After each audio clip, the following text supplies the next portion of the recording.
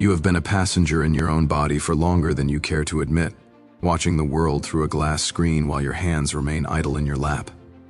You tell yourself that you are waiting for the right moment, for the spark to ignite, for the internal storm to pass so that you can finally begin the work you were meant to do. But the storm is not outside of you. It is the very fabric of your indecision, the vibration of your unchanneled nerves, the way your heart hammers against your ribs the moment things get difficult. You are a slave to the chemical flicker of your own blood. When you feel a sting of rejection, you retreat. When you feel the heat of anger, you burn the very bridges you spent years building.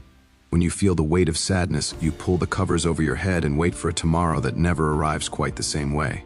You believe your emotions are deep, meaningful indicators of your soul's truth, but they are often just the desperate protests of a nervous system that has never been taught to sit still.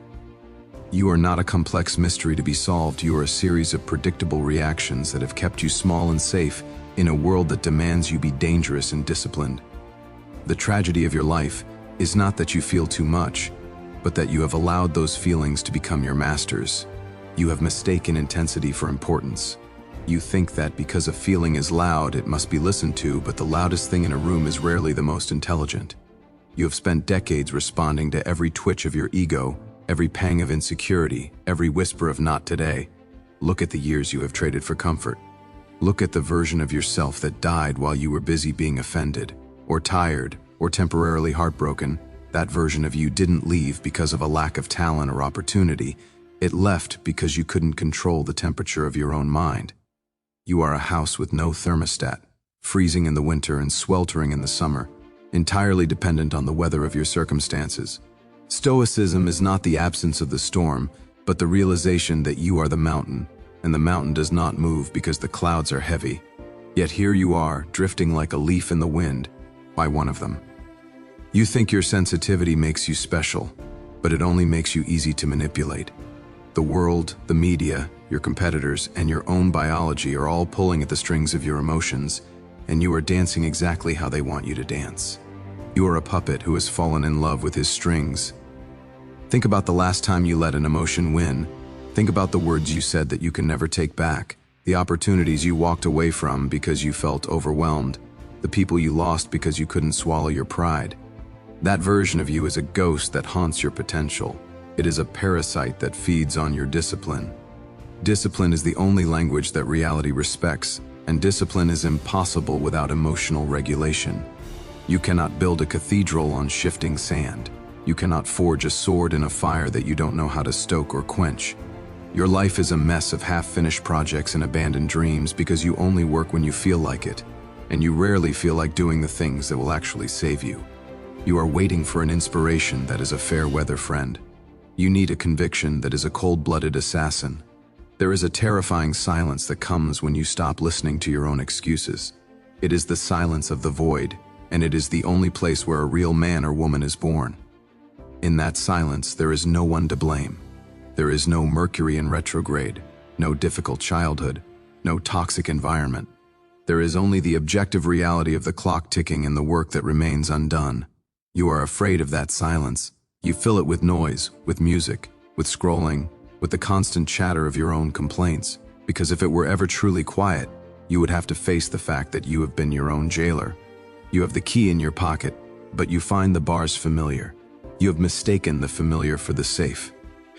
But there is nothing safe about wasting your life. There is nothing safe about reaching your deathbed and realizing that your greatest achievements were just the different ways you managed to avoid discomfort. Pain is a teacher, but only if you are a student. Most people are just victims of pain. They experience it and they shrink. They experience it and they become bitter. But if you can sit with your pain without trying to numb it or explain it away, it begins to transform. It becomes fuel. It becomes a clarity that the comfortable will never understand. Stoicism is the art of using that fuel to light the path forward. It is the realization that your internal state is the only thing you actually own. You don't own your house, your car, your job, or even the people you love. They can all be taken in a heartbeat. The only thing that is truly yours is the way you choose to respond to the theft. If you lose everything and you are still composed, then you have lost nothing of value. If you have everything and you are a nervous wreck, then you possess nothing at all. You are currently a pauper, no matter what your bank account says, Because your peace of mind is for sale to the highest bidder of circumstance. You must begin to see your emotions as external events, like rain or traffic. They are happening to you, but they are not you. When you feel the familiar tightening in your chest, the urge to lash out or to hide, you must learn to stand back and observe it. Watch the wave rise. Watch it peak. Watch it break. Do not ride it. Do not fight it. Just watch it. When you stop identifying with the wave, it loses its power to drown you. This is the beginning of the end of your old self. It is a slow, agonizing death of the ego, and it is the most beautiful thing you will ever experience. It is the shedding of a skin that has become too tight and too scarred to allow for growth. You have been wearing the armor of your trauma for so long that you have forgotten how to breathe. You think the armor is protecting you, but it is actually just a coffin you carry around. The world does not care about your feelings. The stars do not pause in their tracks because you had a bad day. The dirt is ready to receive you whether you have fulfilled your potential or not. This indifference is not a cruelty, it is a liberation. It means you are free to be whatever you choose to practice being. If you practice being a victim, you will be one. If you practice being a master of your own soul, you will be one. But do not mistake reading these words for the practice itself. Reading is easy. Thinking is easy. Being is the only thing that is hard. You must go out into the world and be tested. You must seek out the things that make you uncomfortable and stay there until they become boring. You must find the people who trigger your insecurities and listen to them without defending yourself.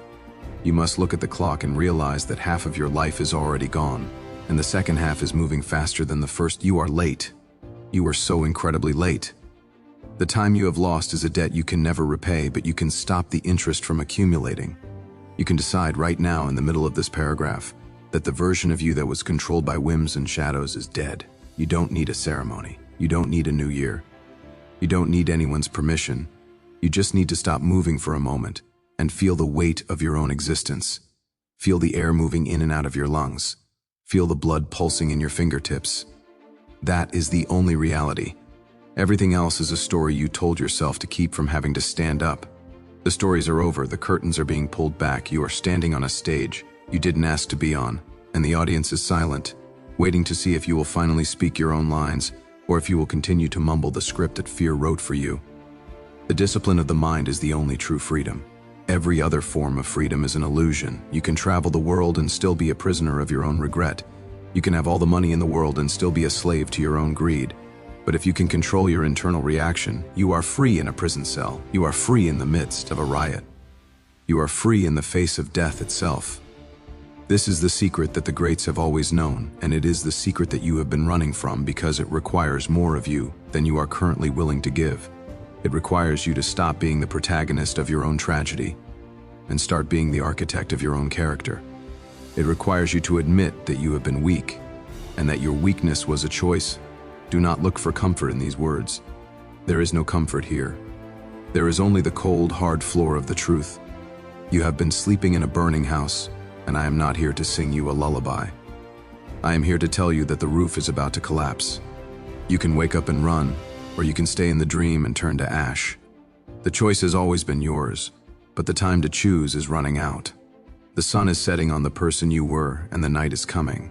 What you do in the dark will determine who you are when the sun rises again, if it rises for you at all.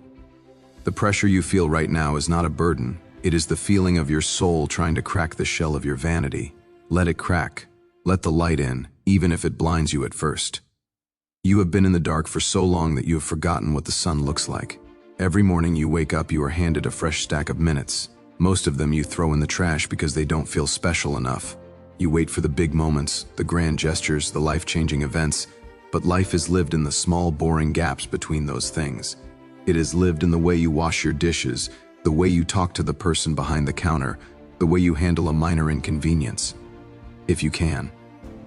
Control your emotions. When you lose your keys, you will never control them when you lose your life's work. You are training yourself every second of every day. Usually you are training yourself to be a coward. You are training yourself to be brittle. You are training yourself to be easily swayed. It is time to change the curriculum. It is time to become a student of the stillness. The silence is returning now. The words are thinning out, and you will soon be left alone with yourself again. That is the moment of truth. When the screen goes dark and the room is quiet, who are you? Not who you want to be, not who you pretend to be on social media, but who are you in the center of your own mind? If that person is someone you are ashamed of, then the work has not even begun. Do not go back to your distractions. Do not seek out the numbing warmth of your habits. Stay in the cold. Stay in the silence. Listen to the sound of your own heart and realize that it is a drum beating a march toward your end. Every beat is a reminder that you have less time than you did a second ago. Every beat is a question, are you ready? Are you finally, actually, truly ready to stop being the victim of your own chemistry? The fire is not something to be feared, it is something to be used. A controlled fire cooks the food and warms the home. An uncontrolled fire destroys everything it touches. You have been a wildfire for too long, leaving a trail of scorched earth behind you. It is time to bring the flames under control. It is time to build the hearth. It is time to realize that the heat you feel is your own power, and you have been wasting it on burning down your own life. You could be a beacon. You could be a sun. But first, you must learn to contain yourself. You must learn that the boundaries you set for your own behavior are not a cage, but a vessel. A river without banks is just a swamp.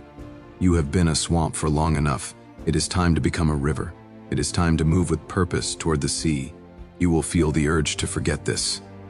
You will feel the urge to go back to the way things were, because the way things were was easy.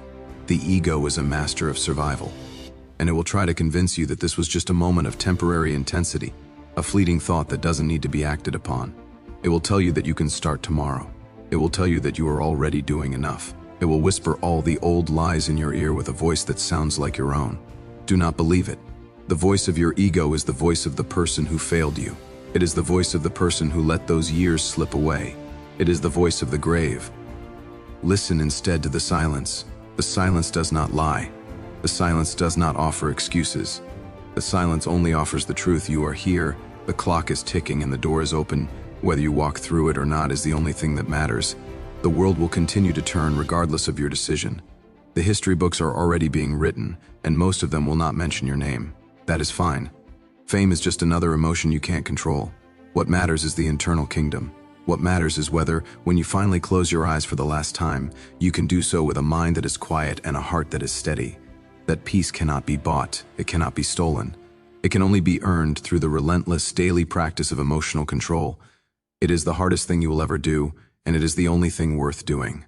The tension is the only proof that you are still alive. Do not try to resolve it. Use it. Let it burn away everything that is not you until only the core remains. And then, and only then, will you know what it means to be free. The room is quiet now. The mirror is right in front of you. Don't look away,